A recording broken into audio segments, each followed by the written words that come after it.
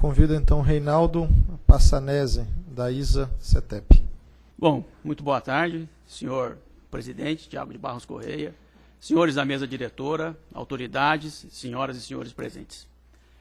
A proposta de transferência das DIT, tal como prevista na nota técnica, representa uma alteração regulatória de proporção semelhante à medida provisória 579 para a CETEP, com um componente adicional inexistente à época, a compulsoriedade. São duas mudanças regulatórias em um prazo inferior a 3 anos, uma sobreposta à outra, dado que as próprias condições financeiras da indenização encontram-se indefinidas. Parece-nos um filme que não termina. Por isso temos toda a diretoria e o presidente de conselho da administração da CETEP presentes nessa audiência pública. Em números, as DITs representam 10.588 quilômetros de circuitos e 66 subestações, equivalente a 56% do total de quilômetros de circuito e 59% do total de subestações da CETEP. Em número de colaboradores, estamos falando de mais de 1/4 dos nossos colaboradores que estariam impactados pela medida. Entendido o impacto transformacional na companhia, com viés potencial muito negativo, é fundamental nossa contribuição a essa audiência pública, para a qual daremos destaque a 3 elementos: técnico, jurídico e econômico-financeiro. Quanto à análise técnica, buscamos conhecer a experiência internacional de segmentação dos setores de transmissão e distribuição. O que verificamos é que há várias soluções, usualmente envolvendo regras híbridas de tensão e função. O corte apenas por tensão é raro e faz-se em níveis de tensão abaixo de 100 kV, valor muito inferior ao corte de 230 kV na nota técnica. Em suma, nossa contribuição técnica visa inserir o componente de função para a correta segmentação dos setores de distribuição e transmissão. Essa regra híbrida de tensão e função parece-nos uma solução mais adequada e que atenderá melhor o interesse público, garantindo que a transferência será limitada somente às DITs com função típica de distribuição. Acho que tudo que nós temos ouvido aqui, os vários comentários, mostram claramente que estamos falando de ativos com função de transmissão, que não atendem exclusivamente à carga. Quanto à análise jurídica, nossa contribuição está centrada em 2 tópicos. Em primeiro lugar, a nota técnica não demonstra as vantagens do ato administrativo proposto. Entendemos que essas vantagens, se existem, precisam ser comprovadas. Em segundo lugar, há instrumentos de menor impacto para o alcance dos mesmos objetivos, situação, obviamente, preferível em relação a uma decisão unilateral que se pretende compulsória. Por exemplo, um melhor planejamento.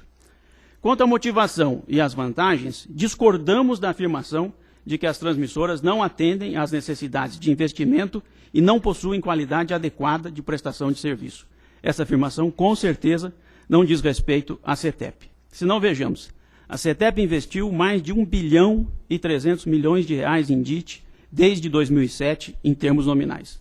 Desde a prorrogação da concessão, apesar das dificuldades financeiras, mantivemos o fluxo de investimento no nível de 150 milhões de reais por ano, mais de 60% dos investimentos da companhia. De forma semelhante, nossos indicadores de qualidade são excelentes. A energia não suprida na rede DIT é da ordem de 1 megawatt-hora para cada 100 mil megawatt-hora suprido. Os indicadores de disponibilidade são exemplares. Nossa disponibilidade média em linhas de transmissão DIT foi de 99,9925%. E nossa disponibilidade média nos transformadores DIT, 99,9339% nos últimos 8 anos. Dado que o conjunto de ativos 88.230 está a cargo de distribuidores e transmissores, sugerimos um estudo comparativo do histórico de investimento e qualidade de ambos os segmentos, para, a partir daí, se chegar a possíveis recomendações. Comenta-se também da maior sinergia operacional desses ativos nas distribuidoras. Imagino que será objeto de próximas apresentações. Não há que negar essa sinergia, mas seguramente há que incluir as deseconomias de escala nas transmissoras e seus impactos econômicos financeiros. Isso foi desconsiderado pela nota técnica. Em suma, não vemos uma análise pormenorizada das vantagens potenciais que essa transferência acarretaria para o sistema. Sob esse aspecto, entendemos que se trata de um ato administrativo sem a necessária consistência em sua motivação. Nossa contribuição está no sentido de que o processo seja instruído com estudos técnicos e econômico-financeiros detalhados, comparando-se os diversos cenários para a definição daquele que seja mais adequado para o sistema. Também sugerimos a análise de outros instrumentos regulatórios, com o apoio dos agentes envolvidos, distribuidores, transmissores, entidades responsáveis pelo planejamento e expansão do setor. Nossa última contribuição é na área econômico-financeira, caso afinal se decida pela transferência das DIT, qualquer que seja a sua extensão. Nossa preocupação é a preservação do equilíbrio econômico-financeiro, que, repetimos, possui garantia constitucional, legal e contratual. Aqui eu quero retomar o momento da prorrogação, que ocorreu há apenas 2 anos e meio, quando o poder concedente definiu um conjunto de ativos e um papel de operador e de investidor para o concessionário que aceitasse a proposta de prorrogação. Foi sobre esta base de confiança que decidimos pela prorrogação. Qualquer alteração sobre essa base de ativos, prerrogativa do poder concedente, pressupõe a manutenção do equilíbrio econômico-financeiro, tanto para nossa prestação de serviço de operação e manutenção, que possui margem positiva, como para nossa prestação de serviço de expansão de sistemas de transmissão, a CETEP como investidora em reforços e melhorias. Infelizmente, a proposta contida na nota técnica não garante o equilíbrio econômico-financeiro do contrato. Realizamos uma análise aprofundada e, de fato, há muitos elementos não tratados ou tratados de forma superficial que precisam ser reconsiderados para garantir a neutralidade e o equilíbrio econômico-financeiro previstos na lei e no contrato de concessão recém-assinado. Um dos nossos principais questionamentos diz respeito ao uso do banco de preços para a indenização dos ativos ainda não amortizados. Como a própria agência reconhece, como vários leilões desertos atestam, como o TCU tem recomendado, o banco de preços está desatualizado. Com base na lista de projetos com previsão de indenização constantes da nota técnica, comparamos o valor previsto com o valor real investido pela companhia. A diferença atesta a razoabilidade de nosso questionamento. A nota técnica indica uma indenização teto de 357 milhões para as autorizações DIT relativas a ativos não amortizados. Para essas mesmas autorizações, excluindo aquilo que foi mencionado, não faz parte dos 357 milhões, a companhia terá investido 540 milhões de reais, nominal, acrescentando-se atualização monetária, remuneração conforme custo de capital, impostos, descontando-se a depreciação, esse valor ascende a 1 bilhão e 400 milhões de reais. Este seria o valor presente líquido que a companhia receberia ao longo de todo o período da concessão para a remuneração do capital investido via RAP. Portanto, este é o valor que deveria ser indenizado.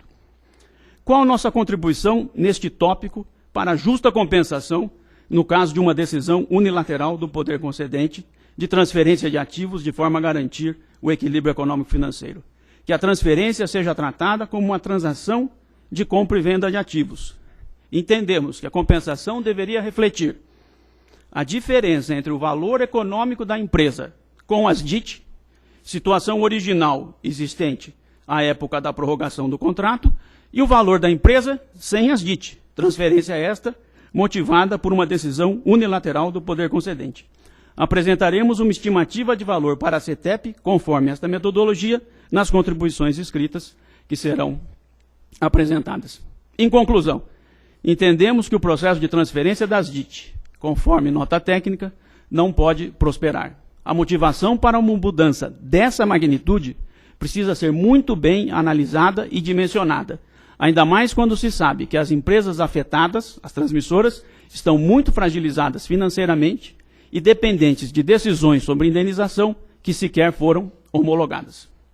Nossas contribuições incluem, na questão técnica, a adoção de uma regra híbrida envolvendo tensão e função para a segmentação dos setores de distribuição e transmissão, conforme predominante na experiência internacional.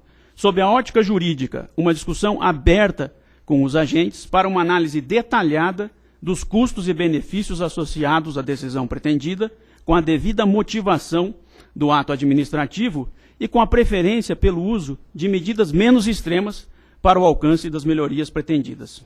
Ao final, caso efetivamente se avance na transferência de ativos, que o processo seja pactuado, não compulsório, permitindo a adesão voluntária das empresas e que o cálculo da compensação seja realizado pela diferença entre o valor econômico das companhias afetadas com e sem os ativos transferidos.